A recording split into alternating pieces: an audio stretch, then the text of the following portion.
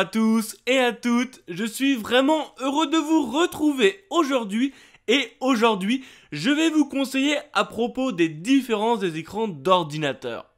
On entend souvent parler de 60 Hz, 120 Hz, 144 Hz, mais au final, qu'est-ce que cela veut dire? Est-ce que ça sert vraiment?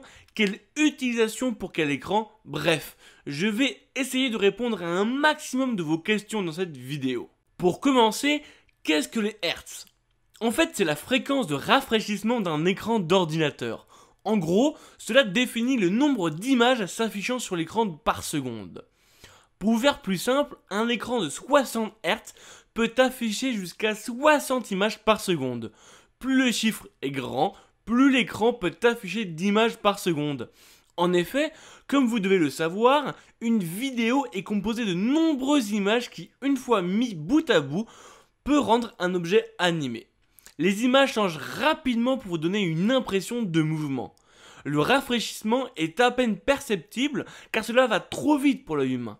On peut donc conclure que plus le rafraîchissement est élevé, plus la perception de la vidéo sera fluide. Avant de commencer nos petits comparatifs, nous verrons dans cette vidéo uniquement le côté du taux de rafraîchissement et non pas le traitement de l'image, ni les logiciels intégrés comme FreeSync ou G-Sync qui feront l'objet d'une autre vidéo. Pour commencer, le taux de rafraîchissement de 30 Hz. C'est un taux qui n'existe pratiquement plus car la technologie utilisée aujourd'hui, le LCD, permet sans trop grande difficulté à atteindre les 60 Hz.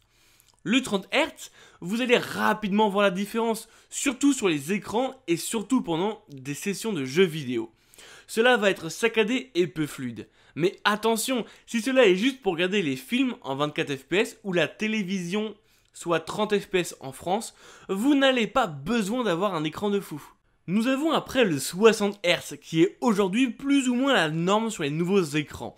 Avec 60 Hz, vous pouvez afficher des jeux et des films avec une fréquence d'image maximale de 60 fps. Cette fréquence de rafraîchissement est relativement fluide et convient pour les films et les jeux simples qui ne demandent pas d'avoir une énorme précision. Ou alors, un temps de réponse bas. Ils sont généralement très accessibles à partir de 50 € sur le net ou en magasin. Depuis quelques temps, nous avons vu sur le marché des nouveaux écrans avec une fréquence de rafraîchissement de 75 Hz qui ont souvent une technologie intégrée pour augmenter la fréquence de rafraîchissement. Vous affichez ainsi des images à 75 Hz. La différence est pour moi minime et dépend surtout de la personne. Un écran de 75 Hz donne des résultats similaires à ceux d'un écran de 60 Hz pour les jeux. Pour moi, c'est de la pure arnaque et cela permet à certains marchands de faire plus d'argent. Je vous déconseille donc fortement ces écrans qui sont généralement plus chers de 10% par rapport à des écrans de 60 Hz pour la même qualité. On commence à rentrer dans du lourd avec le 120 Hz. Généralement, cette technologie est associée aux ordinateurs portables qui sont adeptes de ce taux de rafraîchissement pour limiter de faire trop chauffer leur machine. À partir de ce taux de rafraîchissement, vous devez avoir une bonne carte graphique car pour afficher 120 fps sur les jeux vidéo, votre ordinateur doit en être capable. On double la qualité des écrans de 60 Hz, la vue est très confortable et la plupart des jeux en FPS s'y prêtent très bien. On arrive voir le grand frère du 120 Hz, le 144 Hz est une fréquence de rafraîchissement adaptée à l'affichage d'images très rapides et mouvementées. Par exemple, des jeux du type Counter-Strike, Overwatch, FIFA, bref, des jeux où le temps de réaction est très important. Cette fréquence convient donc particulièrement aux jeux de tir ou avec beaucoup d'effets visuels et de scènes d'action. En outre, vous réagissez plus rapidement aux actions qui apparaissent à l'écran. Ces écrans, comme ceux à 120 Hz, demandent une solide carte graphique, mais une fois votre PC prêt, c'est un réel bonheur pour les yeux. On aperçoit nettement la différence avec les écrans de 60 Hz. Depuis peu, ces écrans coûtent de moins en moins cher, ce qui peut être une bonne opportunité pour s'en offrir un. Pour terminer, nous nous dirigeons avec les écrans disposant d'une fréquence de rafraîchissement de 240 Hz. D'après les constructeurs, ce taux de rafraîchissement permet à vos écrans à afficher vos jeux à la vitesse de l'éclair. Le gameplay semblerait plus fluide et plus réaliste avec des mouvements réels. Cependant, pour moi, je ne vois que très peu de différence avec les écrans de 144 Hz pour un prix 20% plus cher. Je ne vous conseille pas ces écrans car d'après les dernières recherches scientifiques, nos yeux ne seraient pas capables de voir à cette fréquence sur un écran. C'est donc du overkill entre guillemets qui n'est donc pas très utile. Alors, vous savez sur quel écran souhaitez-vous vous rediriger ? Si vous souhaitez simplement un écran pour du multimédia ou pour jouer à des jeux simples sans trop de mouvements complexes comme Minecraft, Hearthstone, League of Legends, WoW, le 60 Hz vous conviendra largement. Au contraire, si vous souhaitez jouer ou éditer des vidéos de grande qualité sur votre PC, je vous redirigerai plus sur du 120-144 Hz pour jouer par exemple à Counter-Strike, Call of Duty, GTA, Overwatch, Fortnite, The Witcher, etc. etc. Ces écrans vous aideront donc dans vos mouvements et dans la perception du jeu. Attention, votre ordinateur doit être capable d'afficher cette fréquence à l'aide de sa carte graphique. Cela ne sert à rien d'acheter un écran à haute fréquence si le PC ne le permet pas. Avant de terminer cette vidéo, deux choses. La première, c'est de vérifier tes câbles de connexion entre ton écran et ta carte graphique. En effet, certains câbles ne permettent pas de monter haut dans les taux de rafraîchissement. Pour produire du contenu en 1080p à 144 Hz, tu auras besoin d'un câble DVI Dual Link, d'un DisplayPort ou d'un câble HDMI 1.4 ou supérieur. Pour du 144 Hz à 1440p, tu auras besoin au moins d'un HDMI 2.0 ou d'un DisplayPort 1.2.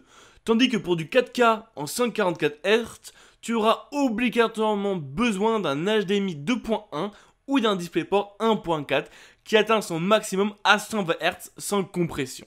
Vous pouvez donc comprendre que le câble joue aussi beaucoup dans la transmission des données sur votre écran.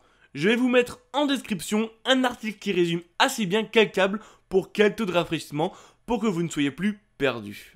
La seconde chose est un débat assez long dans le monde du gaming, mais je dois vous en faire part. Je veux vous parler de l'input lag, ou retard à l'entrée si on le traduit un peu en français. Elle ne concerne qu'une minorité de joueurs, généralement 2 FPS. L'input lag est le temps supplémentaire mis par les écrans LCD à afficher réellement une image par rapport à un écran CRT. Donc, pour ceux qui ne savent pas, ce sont les écrans à tube cathodique. Vous savez, les très vieux écrans qui ont généralement sont très gros.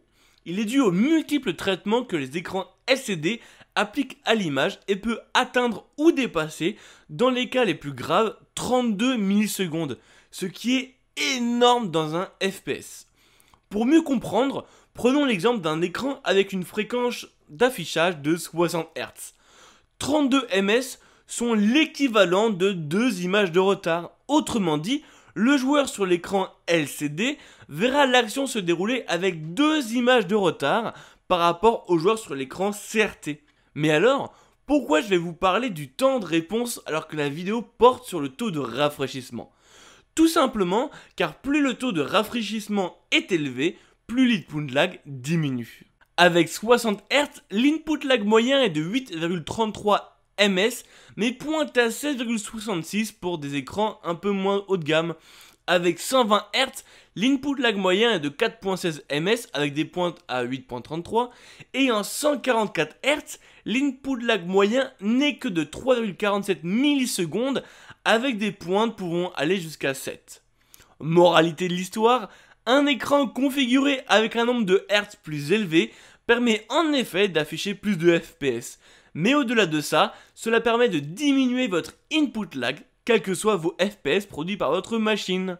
Pour la petite anecdote, c'est la raison pour laquelle les Xbox One S et X proposent maintenant une sortie 1080p 120 Hz, alors qu'aucun jeu ne tourne à plus de 60 FPS. C'est une manière plus simple de proposer un gameplay légèrement meilleur à condition que l'écran soit compatible.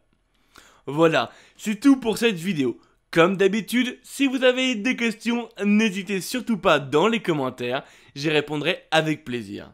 De plus, n'hésitez pas à donner vos expériences d'écran ci-dessous pour pouvoir les comparer. Allez, ciao. J'espère que tu as apprécié cette vidéo. N'hésite pas à la liker si tu as aimé. Et également de t'abonner à ma chaîne YouTube. Je te propose 2 vidéos. La dernière qui est sortie sur ma chaîne et une autre qui, je pense, peut t'intéresser. Allez, ciao.